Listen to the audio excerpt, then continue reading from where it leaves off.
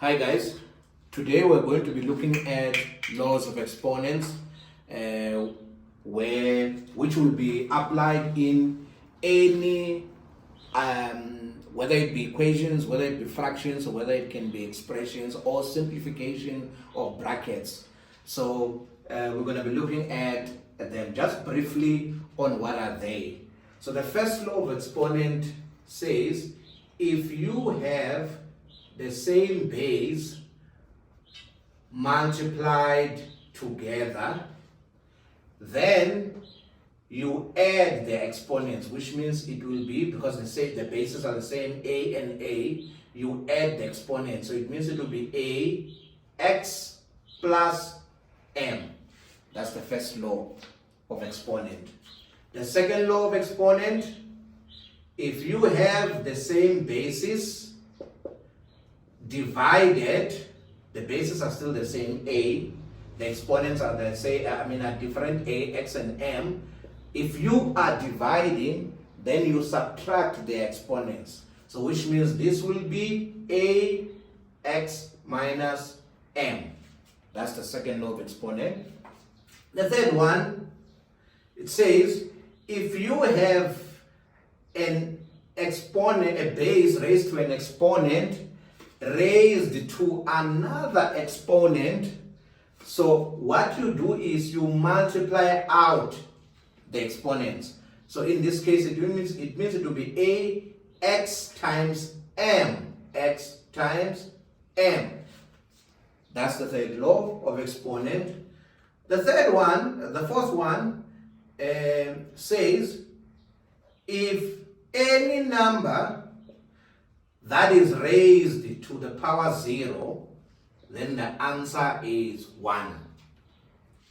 And the last one, it says if you have any number raised to a negative exponent, in this case, let's say we make the exponent minus 1, then how you simplify it is you put everything underneath a 1, but with a positive exponent. In other words, this will be the same as 1 over a to the power 1. Well, we don't need to write the 1, but we can leave it as it is. So these are the laws of exponents that are applicable. There are others that are derived, but they all emanate from this. So this is the principles that we're going to be applying in every expression, whether you are multiplying trinomials, whether you are simplifying exponential equations or exponential fractions. These are the laws that you're going to apply. And there is an example here which requires us to simplify, so we're going to do it together. So if you look at this example, the key aspect that you want here, in order for you to apply the laws of exponents, you must change the basis such that the bases are common, so that you can be able to apply either the first law of exponent or the second law of exponent. So now when you look at this example, you have different numbers. Our bases, we have 27, we have 18, we have 36. So what we need to do is we need to convert these bases such that they are the same, so that we can be able to apply the laws of exponent. So now you look at the prime factors of 27. Which other way can we write 27? So you first start with 2. Can 2 go to 27? If it does not, then you move to 3. So if you look at 27, if you divide 27 by 3, you will have 9. 3 can still divide on 9. So which means 27 is the same as, if you divide by 3, this is the same as 3 by 9, because 27 divided by 3 gives us 9. But 3 can still divide 9, which means that 9 is the same as 3 by 3. So in other words, since we have the same basis here and we are multiplying, it means we can add the exponents, the first law of exponent. So in other words, this will be the same as exponent here is 1, exponent here is 1, exponent here is 1, which means it will be 1 plus 1 plus 1, which makes it 3. So in other words, another way of writing 27, it's 3 to the power 3. So we can change this to 3 to the power 3, all raised to x plus 1. Now we move to 18. What is another way of writing 18? So let's start with 2. Can 2 divide 18? Yes. So 18, so when you divide by 2, it means it will be the same as 2 multiplied by 9.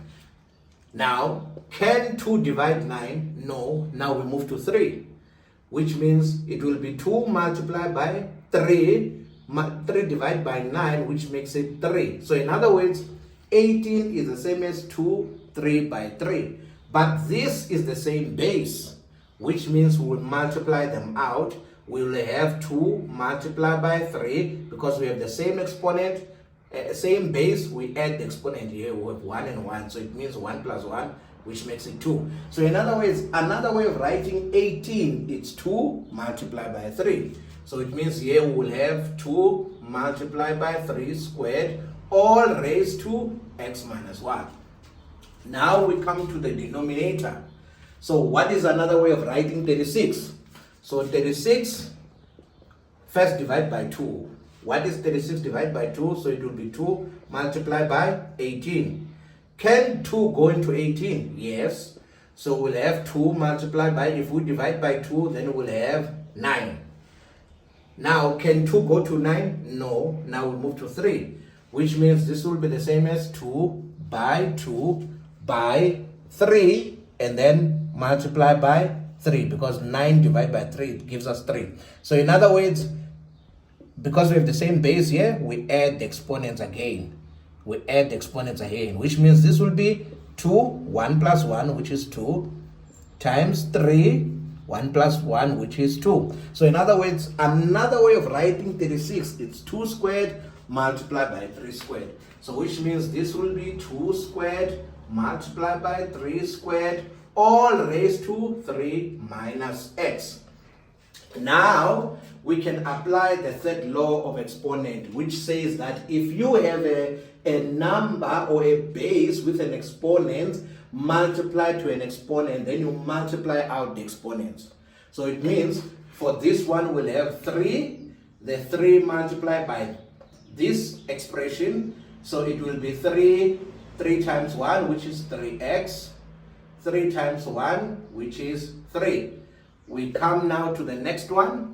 Because we have 2 bases here, it means the exponent of 2 must multiply this one, the exponent of 3 must multiply that one. So in other words, we'll have 2, 1 times x minus 1, which will be x minus 1, times 3, 2, the exponent of 3 is 2, it means it will be 2 times x, which is 2x, 2 times minus 1, which is minus 2. All over, we come to the denominator, the same principle we have applied. 2, the base of 2, multiply what? The exponent here, which will be 2. So it will be 2 times 3 minus 2. So it means it will be 2 times 3, which is 6, 2 minus x, which is minus 2x. Multiply by 3, the same, 2 times 3, which is 6, minus 2x. Now you see we have transformed the bases into a base of a 3, 2, 3, 2, 3. Now the common bases that we're having is 3 and 2. Now we need to group them together. Now you can group all of them at once, or you can start by simplifying the numerator first, and then you come to the denominator, or you can do all at once. So let's start with the 2. The 2 here, we have a 2x minus 1. We don't have any other 2 here at the top, so we are not adding, but we have a 2 here at the bottom. So it means we apply the second law of exponents, which means which says if you have the same base and you are dividing, you subtract the exponent. So we have this exponent x minus 1. Now we subtract this exponent at the bottom, which means to be 6 minus 2x. We now come to 3. 3, we have this 3, and that 3. What is the exponent? because at the top we're multiplying, it means we'll add the exponents. So it means we'll have 3x plus 3 plus, so we're adding this exponent plus this exponent plus 2x minus 2. Now minus the one at the top because we are dividing. So it will be minus, we put everything under brackets, so 6 minus 2x. Now we simplify further. Now we can find out what is the base, what is the exponent of each base.